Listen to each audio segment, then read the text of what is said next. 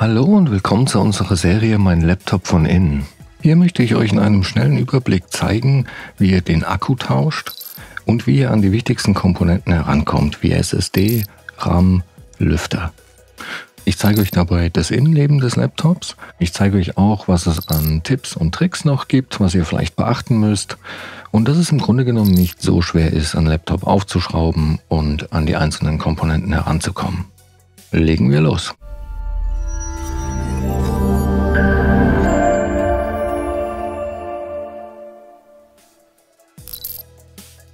So, wir haben hier ein Asus und zwar ein ZenBook Flip 13 und ich zeige euch auch gleich, wo ihr die genaue Modellnummer finden könnt, aber zuallererst trennen wir mal das Laptop vom Ladekabel. Die genaue Modellnummer finden wir bei diesem Gerät auf der Rückseite und da sehen wir die genaue Modellnummer, mit der ihr auch die Ersatzteile sehr einfach bei uns im Shop findet. So, um das Laptop jetzt zu öffnen, muss man diese Schrauben hier lösen. Ich blende euch die auch im Bild ein. Und die sind alle gleich lang, bis auf die eine, die ist da in der Mitte oben.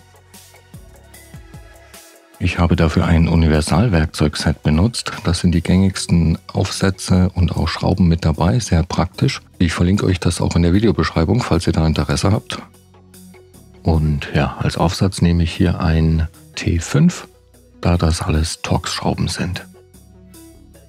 So, dann wollen wir mal schauen, wo genau das Gehäuse eigentlich mit der Gehäuseunterseite verbunden ist. Denn da müssen wir dann rein, um es aufzuhebeln.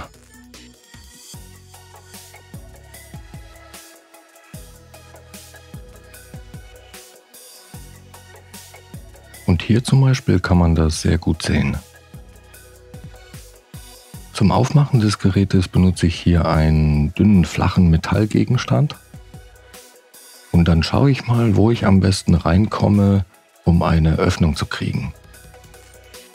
In dem Fall fange ich jetzt mal auf der Geräterückseite an. Und dann versuche ich, die Gehäuseunterseite ein bisschen nach oben zu hebeln. Mit ein bisschen Wackeln und hin und her rutschen funktioniert das immer ganz gut. Und ja, das laute Knacken gehört dazu. Das ist einfach, wenn die Unterseite aus den Einraststellen gelöst wird. Dann knackt und knirscht das manchmal, das ist aber normal. Da braucht man keine Angst zu haben, was kaputt zu machen. Wenn es irgendwie gar nicht geht, dann nicht mit Gewalt. Lieber nochmal schauen, ob alle Schrauben raus sind oder ob man da vielleicht vergessen hat, eine zu lösen. Und ja, dann kann man eigentlich auch schon mit der Hand meistens drunter fassen und das mit ein bisschen Rütteln und hin und her bewegen einfach abziehen.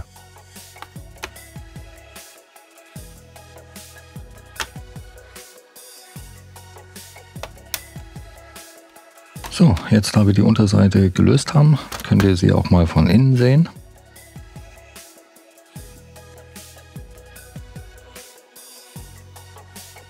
Und so sieht dann das Gerät von innen aus. Gut, bevor wir jetzt irgendetwas weiteres machen, trennen wir aber auf jeden Fall erst einmal den Akku vom Mainboard, dass das Gerät auch wirklich keinen Strom mehr hat. Und den Akku sehen wir hier. Und da läuft das Kabel und der Stecker zum Mainboard.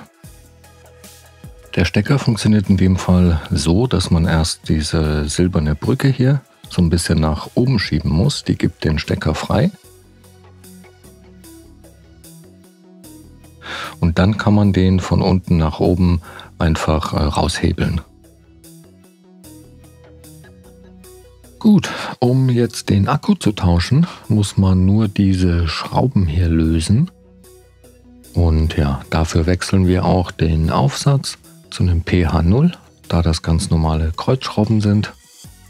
Und dann mache ich das im Schnelldurchlauf.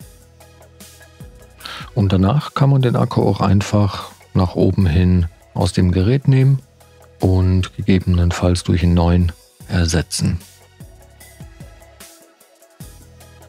Unter dem Akku sehen wir hier jetzt übrigens auch das Touchpad. Das lässt sich in dem Fall auch einzeln lösen. Dafür muss man nur diese Schrauben hier rausnehmen und dann dieses Kabel hier noch trennen. Das ist mit einem Kippschalter verbunden, den man erst so nach oben klappen muss. Und dann kann man das Kabel rausziehen. Beim Wiederverbinden nur darauf achten, dass das Kabel wieder richtig drin sitzt, bis zu dieser Linie, die man hier sehen kann. Bis dahin einfach wieder reinstecken, dann noch den Stecker zuklappen und ja, schon fertig. So, hier sehen wir die SSD und um die auszutauschen, muss man nur diese Schraube hier lösen. Und danach kann man die SSD einfach ein bisschen nach oben hebeln und aus dem Stecker ziehen. Der Einbau ist genauso einfach. Man steckt die SSD wieder in den Slot, drückt sie leicht nach unten und dann kann man die wieder verschrauben. Gut, den Lüfter zu tauschen ist hier zum Glück auch ziemlich einfach. Dafür muss man nur diese Schrauben hier lösen. Und man muss die Kabel hier vorne aus der Führung herausnehmen.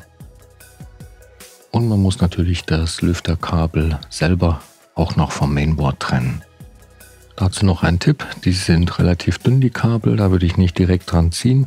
Eher den Stecker seitlich links, rechts greifen und ja, mit ein bisschen Wackeln lässt er sich dann relativ schnell lösen. Und dann kann man den Lüfter tauschen. Um den Akku jetzt wieder einzubauen, legt man den einfach wieder in das Gerät. Der ist passgenau, da gibt es nicht so viele Möglichkeiten. Und dann kann man den verschrauben. Dazu noch ein kleiner Tipp, und zwar gibt es hier oben eine Stelle, die ist magnetisch, direkt neben der Schraube. Das heißt, die Schrauben werden da wunderschön angezogen. Um da das zu vermeiden, kann man so ein bisschen, weiß ich nicht, mit dem Finger zum Beispiel drauf halten, während man das einschraubt. Dann wird die Schraube da nicht mit einfach dran gezogen. Gut, am Ende natürlich nicht vergessen, auch den Stecker wieder zu befestigen, reindrücken und dann den silbernen Bügel nach unten, dass der richtig fest sitzt. Und ja, dann hat man das erledigt. So, die Gehäuseunterseite wird jetzt einfach wieder drauf gedrückt und ja, da kann man ruhig ein bisschen kräftig alle Stellen wirklich zudrücken, auch in der Mitte. Man hört das auch immer sehr gut, wie alles wieder einrastet. Ich gehe dann am Ende auch immer einmal um das Gerät herum und schaue, dass wirklich nirgendwo mehr eine Öffnung zu sehen ist. Ja, und dann einfach wieder zuschrauben und ja, so schnell ging das. So, das war es auch schon wieder für dieses Modell. Wenn ihr noch Fragen oder Anregungen habt, lasst uns gerne einen Kommentar da. Und ja, ich hoffe, das Video hat euch weitergeholfen und ich wünsche euch viel Spaß beim Schrauben. Bis zum nächsten Mal. Ciao.